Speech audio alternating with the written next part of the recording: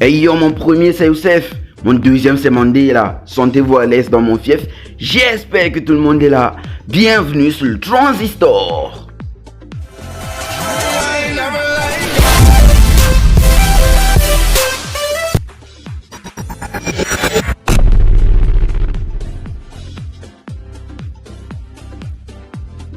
Faudrait-il définitivement dire que sans Samuel Eto'o, le football camerounais est inexistant?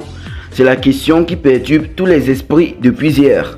Et pour cause, l'absence de Samuel Eto'o au stade de Diapoma à Douala au Cameroun lors du match de gala opposant les légendes de la Seleção, équipe nationale du Brésil, et celle des Lions indomptables du Cameroun, a heurté de plein fouet cet événement qui s'annonçait pourtant grandiose depuis plusieurs mois déjà. Samuel Eto'o à lui seul est parvenu à saboter tout un événement footballistique d'envergure internationale au Cameroun. Je te dis tout dans cette vidéo. Tout est parti d'un festival dénommé Festival de la banane plantain, organisé au Cameroun dans l'optique d'accueillir des investisseurs dans le secteur de la banane plantain, mais aussi a fortiori de sensibiliser sur les avantages commerciaux de la banane plantain sur le marché mondial. Et sans nul doute, dans le désir de parfaire cet événement, les organisateurs ont tenu à organiser un match de gala opposant les légendes du football brésilien à celles du Cameroun le samedi 7 décembre 2024. Et qui parle de légendes brésiliennes mentionne inéluctablement et avec opiniâtreté Ronaldinho, Ronaldo Nazario et surtout Kaka. Pour ce qu'il en est du côté camerounais, il est juste inconcevable de parler de football sans mentionner Roger Milla et Samuel Eto'o. Cependant, dès les toutes premières secondes de l'annonce de l'organisation du 10 matchs de gala, Samuel Eto'o, en sa qualité de président de la Fédération camerounaise de football, s'est dédouané de toute responsabilité de l'organisation de ce match.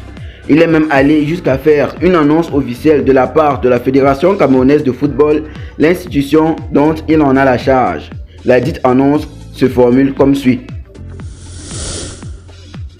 La Fédération camerounaise de football FECAFOOT a appris à travers les réseaux sociaux la tenue en décembre prochain de 2 matchs de gala devant opposer une sélection des anciens joueurs de l'équipe nationale du football du Cameroun à celle des anciens joueurs internationaux du football brésilien.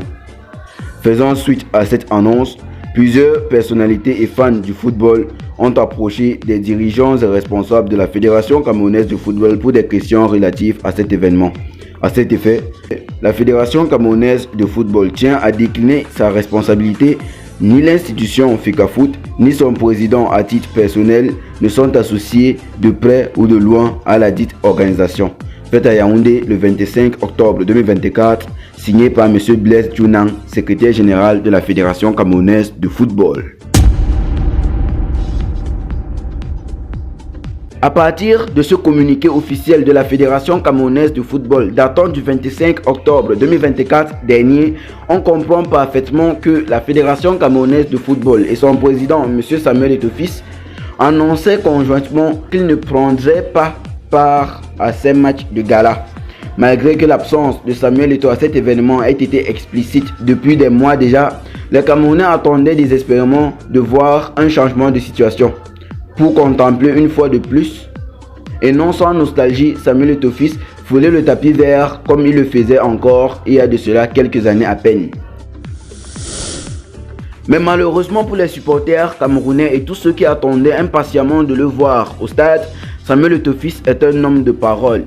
Il avait dit qu'il ne serait pas de la partie, chose promise, chose due. Monsieur Thierry Obam, le promoteur du festival de la banane plantain organisé au Cameroun, a précisé cette absence en déclarant « Nous avons des champions du monde, des champions d'Afrique et des joueurs qui ont gagné le championnat français à cette reprise.